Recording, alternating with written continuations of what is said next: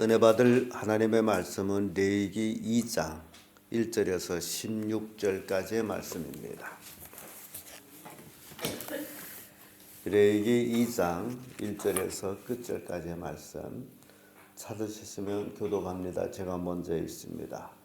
누구든지 소재의 예물을 여호와께 드리려거든 고운 가루로 예물을 삼아 그 위에 기름을 붓고 또 그 위에 유향을 놓아 아론의 자손 제사장들에게 가져올 것이요 제사장은 그 거룩 가루로 한 물과 기름과 양념을 취하여 기념물로 장세의 제사를 지니 이는 밖에다 여호와께 향기로운 제사니라. 그 소재물에 남은 것은 아론과 그 자손에게 돌릴지니 이는 여호와의 화제 중에 지극히 거룩한 것이니라. 네가 하늘의 온 것으로 소재 예물을 드리려거든 거룩 가루에 기름을 섞어 만든 무교병이나 기름을 받은 물로 정성병을 드릴 것이요 번철에 묻힌 것으로 소재 예물을 드리려거든 고운 가루에 누룩을 넣지 말고 기름을 섞어 조각으로 나누어 그 위에 기름을 부을지니 이는 소재니라. 내가 솥에 삶은 것으로 소재를 드리려거든 고운 가루와 기름을 섞어 만들지니라. 너는 그것으로 만든 소재물을 여호와께 가져다가 제사장에게 줄 것이요 제사장은 그것을 단으로 가져다가 그 소재물 중에 기념할 것을 취하여 단 위에 불사를 지니 이는 화제라 여호와께 향기로운 냄새니라. 소재물이 남은 것은 아론과 그 자손에게 돌릴지니 이는 여호와의 화제 중에 지극히 거룩한 것이니라. 무릇 너희가 여호와께 드리는 소재물에는 모두 누룩을 넣지 말지니 너희가 누룩이나 꿀을 여호와께 화제로 드려 사르지 못할지니라. 소 익은 것으로 먹는 것을 여호와께 드릴지나 향기로운 냄새를 위해서는 단에 올리지 말지며 내 모든 소재물에 소금을 치라. 내 하나님이 언약의 소금을 내 소재에 빼지 못할지니 내 모든 예물에 소금을 드릴지니라. 너는 첫 이삭의 소재를 여호와께 드리려거든 첫 이삭을 몸같이 것으로 너희 소재를 삼으리. 그 위에 기름을 붓고 그 위에 유향을 더할지니 이는 소재니라. 제사장은 제육없이 올모와 기름이 올모와 또 유황을 기름으로 불살지니 이는 여호와께 드리는 화제니라. 아멘. 이 말씀으로 소재를 드리는 방법 이런 제목으로 말씀을 나누겠습니다. 하나님의 성막이 세워진 후 곧 이어서 번제가 드려지는 방법과 또 이제 소재에 관해서 말씀을 주고 있습니다. 그래서 하나님께 나아간다라는 자체, 하나님께 제사를 지내야 된다라는 것을 보여줍니다. 그래서 소재의 의미는 소재는 하나님을 향한 충성과 감사의 상징으로서 선물 혹은 헌물이란 뜻입니다. 소재. 그래서 소재에는 누룩과 꿀을 넣지 않는 것은 그리스도의 무죄를 상징합니다. 소재는 생활 속에 얻은 노동의 결과를 드리는 것이므로 하나님이 식물을 주심에 감사하여 드려지는 예물입니다. 내가 늘 먹고 살 수 있다라는 것은 하나님이 나에게 식물을 주셨으므로 그래서 그것을 하나님께 감사해 드리는 겁니다. 소재의 특징은요. 소재는 피 없는 제사입니다. 짐승이 아니라 곡물로 드리는 제물입니다. 그래서 소재라고 하는 거예요. 소재는 번제와 같이 피 흘린 제사와 더불어 드려지는 겁니다. 그래서 번제를 드린 자만이 소재를 드릴 수 있다라고 생각하면 되겠어요. 이 소재에 필요한 이제 4가지 요소들이 있어요. 소재는 그 첫째가 고운 가루입니다. 고운 가루. 두 번째는 기름이고 세 번째는 유향, 네 번째는 소금. 이런 것들이 소재에 꼭 필요한 것들입니다. 소재를 드리는 사람이 이 소재물을 가지고 제사장한테 왔을 때에 제사장은 그 소재물에서 기념물을 취해서 그 중에서 한 부분을 취해서 단에 올라가서 화제로 태워서 하나님께 드립니다. 이 고운 가루가 되자면 어떻게 돼야 됩니까? 아주 부서져야죠. 알강이 없이 부서져야죠. 우리 그리스도인들이 고운 가루가 되려면 바로 이렇게 부서져야 돼요. 아주 부서져요. 예수님 비유 중에 참 재미있는 얘기 있습니다. 부자가 천국 들어가기 어렵다라고 얘기하죠. 근데 왜 부자가 천국 들어가기 어려운지 거기에 구체적인 얘기는 없습니다. 그러나 실제적으로 한국이나 미국에 부자들이 예수 믿는 사람들 참 많아요. 그래서 정말 헌신되게 예수 잘 믿습니다. 그런 분들하고 이렇게 신앙과 그들의 부와 또 예수님 부자들은 천국 들어가기 어렵다라고 하는 말씀은 참 그 이해하기 어려운 말씀 중에 하나입니다. 그러면서 약대가 바늘길로 나가는 것처럼 어렵다라고 말씀합니다. 락타가 바늘길로 나갈 수 있습니까? 없습니다. 그런 의미에서 볼 때는 부자는 천국에 완전히 못 들어간다라는 그런 개념으로 끝나버립니다. 근데 락타가 바늘길로 나가는 방법은 하나 있습니다. 그 방법이 뭐냐? 락타가 죽어서 가루 나서 그래서 바늘길로 솔솔솔솔솔 내보내면 나갑니다. 부자든 누구든 상관없이 고운 가루가 되기 위해서는 죽어야 됩니다. 육신의 정욕도 죽어야 되고 안목의 정욕도 죽어야 되고 이생의 자랑도 죽어야 됩니다. 그래야만이 고운 가루가 돼가지고 하나님께 제물이 될 수가 있습니다. 그래서 예수님은 그런 의미에서 너희가 거듭나지 아니하면 하나님의 나라를 볼 수 없다라고 말씀합니다. 이 거듭난다라는 것은 죽었다 다시 살아난다는 얘기거든요. 육은 죽고 영으로 사는 것. 그래서 이 소재물의 그 네 가지 요소들에서는 빼놓을 수 없는 고운 가루입니다. 빼놓을 수 없어. 고운 곡물의 가루. 그리고 거기에 기름을 섞습니다. 기름은 늘 우리가 성령으로 상징하죠. 성령. 그리고 거기에 유향을 더 올려놓습니다. 유향은 방부제로서 사람이 이제 죽게 되면 썩은 냄새가 난다 해서 그걸 막기 위해서 몸에 바르는 그런 기름입니다. 그래서 유향할 적에는 인간의 불행을 상징하게 됩니다. 또한 하나님께서 도우셔서 이 불행을 이기게 해주십사 하는 그런 이제 소원도 함께 되어 있습니다. 그래서 소재는 이 유향이 들어갑니다. 그리고 꼭 빠지지 않는 것이 또 있어요. 그것이 소금이에요. 소금은 언약입니다. 변하지 않는 언약. 이런 것들이 하나님께 드려지는 이 소재. 이런 네 가지를 우리가 봅니다. 소재물에도 여러 가지 소재 드리는 방법도 있습니다. 그 첫째가 고운 가루죠. 고운 가루로 드려지고 제가 방금 말씀드렸습니다만 고운 가루가 되기 위해서는 잘 부서져야 된다. 두 번째는 전병입니다. 떡으로 드려지게. 전병을 드릴 때는 유향을 놓지 않습니다. 고운 가루로 드려질 때는 유향이 들어가는데 기름을 섞어서 전병을 만들었을 적에는 유향이 넣지 않습니다. 유향을 어찌 보면 고난이라고 생각하면 되겠어요. 그런데 전병으로 드려질 적에는 유향이 거기에 쓰지를 않습니다. 그런 의미에서 우리가 생각해 볼 때 우리가 이 땅에 살아갈 때 인생은 고난의 연속입니다마는 그러나 우리가 참 말씀의 떡으로 살아갈 때에 그 모든 고난을 이겨나갈 수 있다라는 겁니다. 그래서 소재 전병으로 드려질 적에는 유향을 넣지를 않았어요. 그리고 첫 이삭으로도 하나님께 드려지는 소재가 있습니다. 그래서 이 첫 이삭 14절에 와 있죠.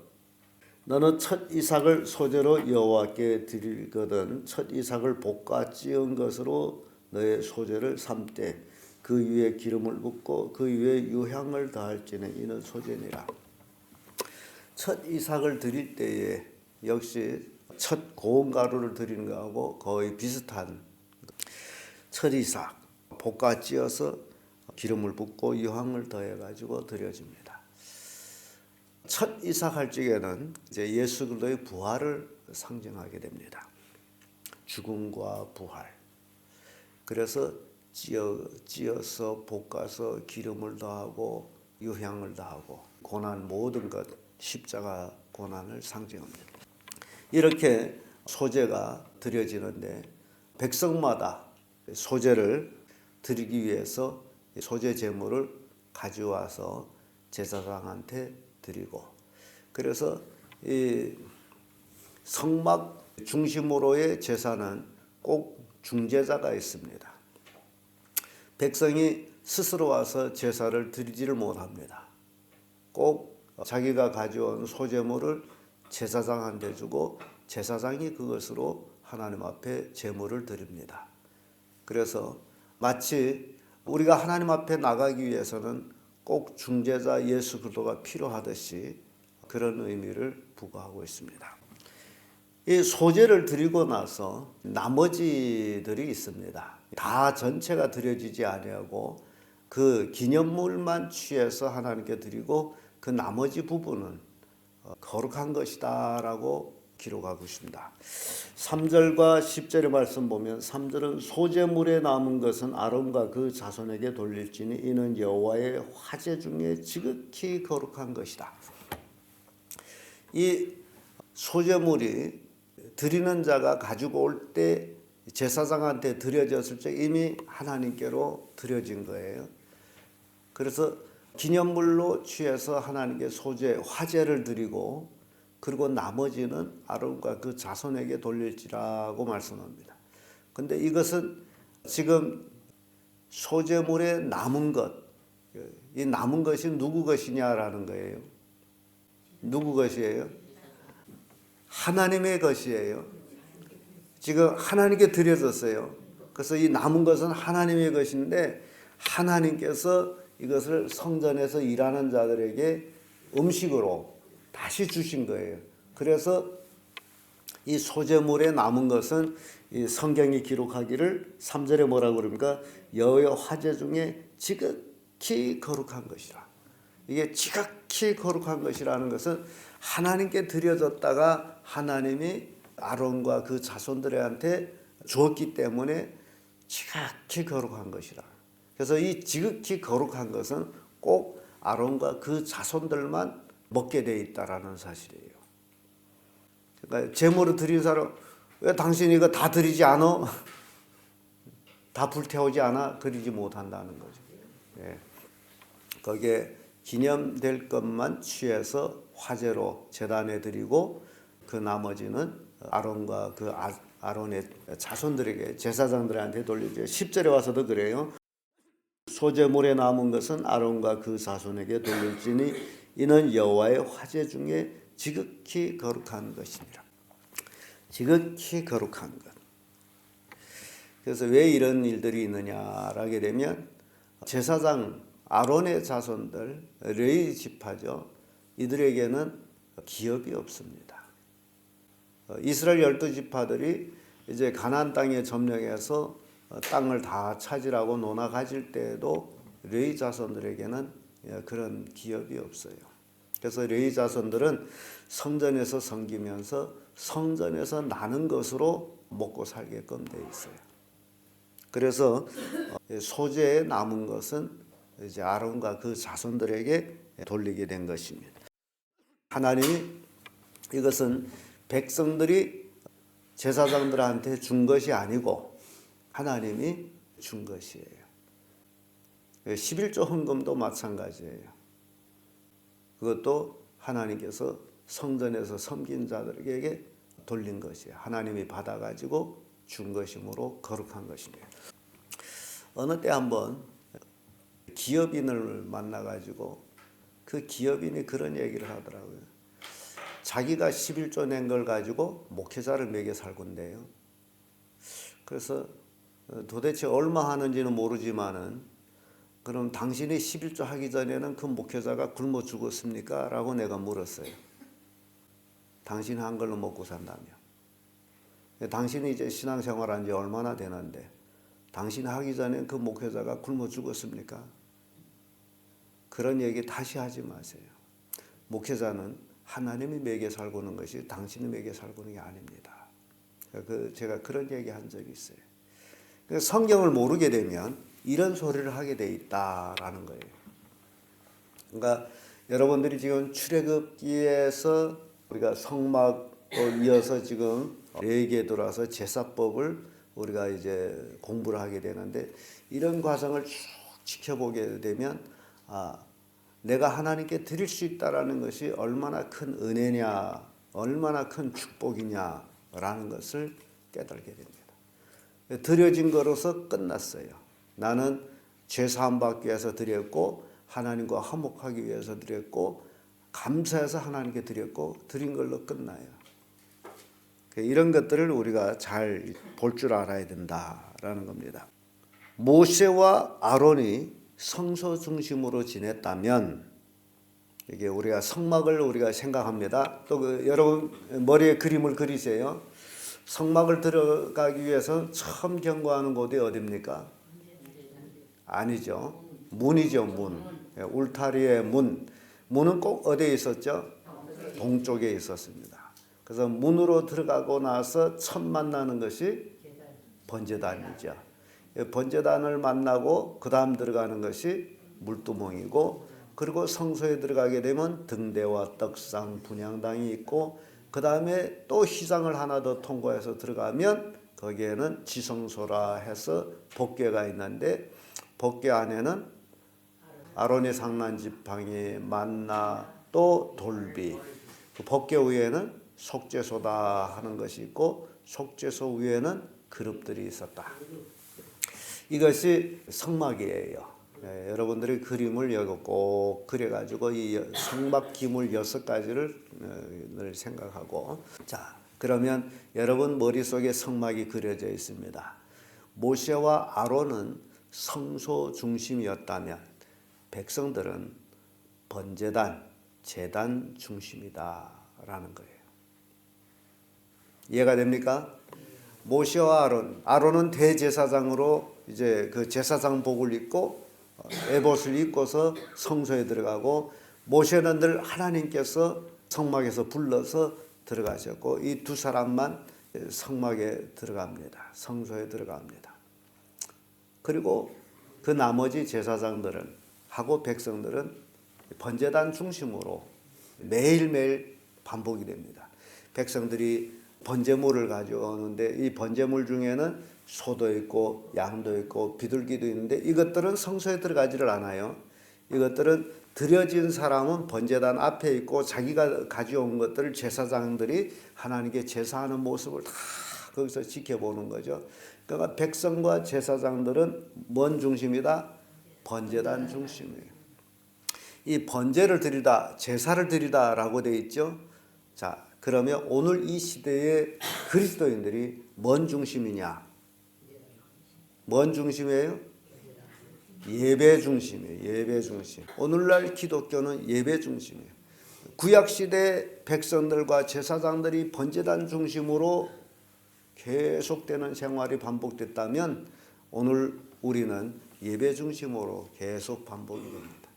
그래서 예배마다 헌금 있는 것을 이 번제단 중심으로 생각할 적에 예배마다 소제를 드린다. 백성들이 늘 와서 소제를 드렸다. 이게 공물을 드렸잖아요. 늘 소제를 드렸다라고 생각하면 돼요. 번제는 1년에 1차씩 드려진다면 소제는 매일같이 원할 때마다 드려지는 것이었어요. 그래서 이 번제단 중심, 제단 중심은 매일같이 드려지는 것으로서 백성과 제사장들이 제단 중심으로 돌았다. 요즘 교회가 많이 변질돼 가면서 예배를 없이는 그런 바람이 불어요. 그래서 어떤 교회는 주일날 딱 할 날만 예배하고 한 주간 동안 예배가 없어요. 예배가 사람 중심이 돼 가고 있어요. 사람 편리에 의해서 예배를 드려지고 있다. 이거는 진정한 예배가 아닙니다. 예배는 누구 중심이 돼요? 하나님의 중심이에요. 사람의 편리가 아니에요. 사람이 편리를 하려게 되면 1년에 한 번 정도 예배 드리고 말죠. 그럼 편하죠. 근데 하나님의 중심, 이 번제단, 제단 중심이기 때문에 매일같이 하나님께 예배를 드린다라는 것은 내 것을 드리는 거예요. 소제를 드리는 거예요. 소제는 많이 드리는 것이 아니기 때문에 조금. 그래서 여러분들이 신앙생활에 이게 자원이에요. 이런 예배 중심으로 사는 삶이 바른 예배다. 하나님의 중심이라는 게 제단 중심이 바로 하나님의 중심이라는 거죠. 그래서 이런 삶이 쭉 이어지는 것. 주일날 우리 교인들도 주일날 한 번 예배하고서 뭐 필하는 그런 사람들도 없지 않아 있습니다만은 그러나 그것은 진정한 신앙이 아니에요. 진정한 신앙은 매일같이 하나님 앞에 드려지는 예배를 드리는 거예요. 이것이 우리가 성막을 놓고서 생각해 볼 때 이루어지는 겁니다. 소제를 통해 가지고 우리는 생각하게 되는 것이죠.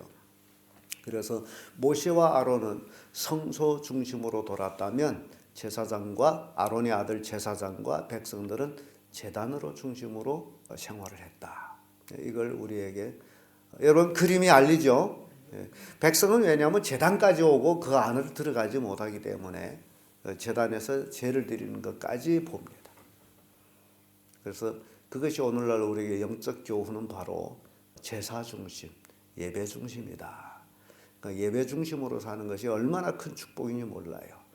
여러분들이 새벽기도 나오는 분들은 기가 막히게 감사한 일이죠. 매일같이 새벽마다 하나님 앞에 나와서 예배하고 또 그 말씀을 듣고, 그러니까 이스라엘 백성들 마찬가지로 매일같이 하나님 앞에 소제를 드리는 것이 얼마나 큰 축복이냐라는 것을 그들은 알고 있다라는 것이죠. 그러니까 우리가 예배 중심으로 사는 것. 교회가 인간적인 편리를 해가지고 주일날 예배만 하고 그 외의 예배는 다 없애버리고 또 뭐 새벽 예배도 없애버리고 뭐 그런 교회들이 참 많아요. 제가 어느 때 한번 그 목사님 만나가지고 이래 두루두루 얘기하다 새벽 기도 합니까 했더니 안 한대요. 왜 안 하느냐 했더니 성도들이 나오지 않아서 안 한다라는 거죠.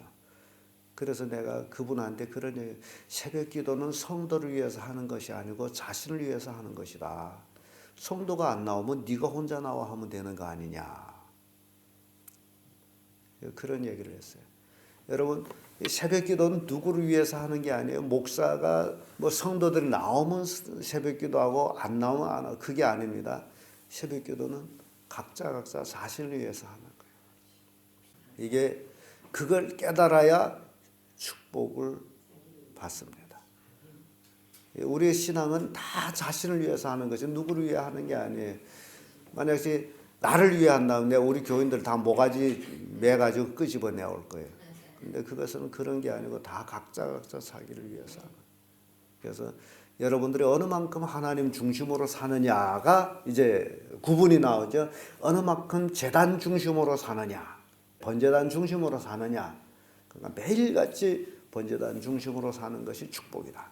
그런 의미에서 한국 교인들이 잘한다라는 것은 예배마다 하나님 앞에 헌금을 드린다라는 거예요. 소제를 드린다는 거죠. 굉장히 큰 축복이에요. 그래서 세계적으로 한국 성도들만큼 아마 축복받은 성도는 없을 것 같아요. 너무너무 하나님을 사랑하고 뜨겁게 하나님을 섬기고 있는 그 한국 성도들의 모습이 너무너무 아름다워요. 우리 교인들도 바로 이러한 이제 신앙의 그 열정, 그걸 우리가 배워야 돼요. 그리고 하나님을 사랑해야 돼요. 이것이 소제를 통해서 우리에게 주는 교훈입니다. 기도하겠습니다.